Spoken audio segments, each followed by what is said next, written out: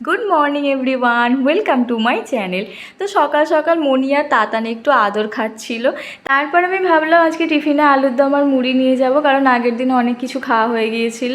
তো আমি সাথে একটু শসা আর খেজুরও নিয়ে নিয়েছিলাম। আলুর দমটা বসিয়ে দিয়ে আমি স্নানটাও করে নিয়েছিলাম, কারণ আলুর দমটা অনেকটা সময় লাগতো। আমি ভাবলাম টাইম ওয়েস্ট করাটা ঠিক হবে না। আর এই দেখো, আমার জামাটা মোড়াই হয় না, আমি তাই পরে নিয়েছিলাম। তো আমি একদম রেডি হয়ে তারপরে টিফিনটা গুছিয়েছিলাম, আর এই ছিল আমার আজকের টিফিন। তারপরে আমি কিছু ফুল নিয়ে চলে গিয়েছিলাম দোকানে, কারণ আমি দোকানে আমাদের লক্ষ্মী গণেশ আছে আর আমি পুজো করি।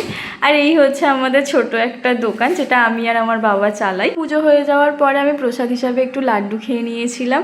তারপর চলে গিয়েছিলাম মৌরিগ্রামে, খিদে পেয়েছিল বলে একটু বিস্কুটও খেয়ে নিয়েছিলাম। তো সেখান থেকে হাওড়া থেকে যাব আমি শ্রীরামপুরে, কারণ আমার নাচের ক্লাস ছিল। আর আমরা এই যে রেডি হচ্ছিলাম, ফেরার পথে দেখি এই আম ভর্তি গাছটা মানে হাড়ে করে ফলেছে। এই যে এখন সেজে গুজে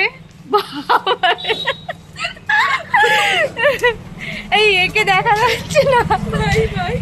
হাই করো, হাই করো। Hello, hi. তো আমরা গোটা রাস্তা এরকম মজা করতে করতে আসি। তারপরে এই অন্নপূর্ণা ঠাকুর পুজো হয়েছে দেখে আমরা নমস্কার করতে গেলাম, মানে গিয়েছিলাম প্রসাদের লোভে, কিন্তু আমাদের দেয়নি। তো এরপরে আমরা ট্রেনে উঠে পড়েছিলাম, আর আমার নামার কথা ছিল বালিতে, কিন্তু এইটুকু টাইমের মধ্যে বিশাল জোরে বৃষ্টি এসে গিয়েছিল।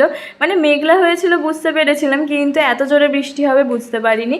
তারপর আমি চলে গিয়েছিলাম লিলুয়া, মানে আমাকে বালিতে নামতে হবে আমি ভুলেই গিয়েছিলাম। আসলে আমরা এতটা পরিমাণে মজা করি, আমাদের খেয়ালই থাকে না যে আমাদের কোথায় নামতে হবে আর কোথায় উঠতে হবে। ততক্ষণে আমার মনে পড়েছে আমাকে নামতে হবে, ততক্ষণে আমি লিলুয়া পৌঁছে গেছি। তো লিলুয়া থেকে আমাকে আবার ব্যাকে ট্রেন ধরে বালিতে আসতে হয়েছিল। তো বালিতে এসে আমাকে বাস ধরে অঙ্কুরহাটি আসতে হতো, কারণ অঙ্কুরহাটি দিয়ে আমার শর্টকাট হতো বাড়ি আসার জন্য। আর এখন রাস্তার মাঝখানে কি সুন্দর গাছ বসিয়েছে, তার উপর মেঘলা ওয়েদার, কি দারুণ লাগছিল। তো আমি অঙ্কুরহাটিতে এসে দাঁড়িয়েছিলাম, দেখি এই যে রাম সীতা নিয়ে যাচ্ছে, যেহেতু রামনবমী ছিল। তো তারপর আমি খেয়ে নিয়েছিলাম কেক, কারণ সন্ধ্যেবেলা আমার একটু খিদে পাচ্ছিল।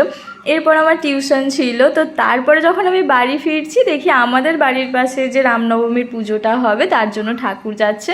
এরপর রাতে আমি রুটি আর আলুর দম খেলাম, ব্যাস কেটে গেল দিনটা।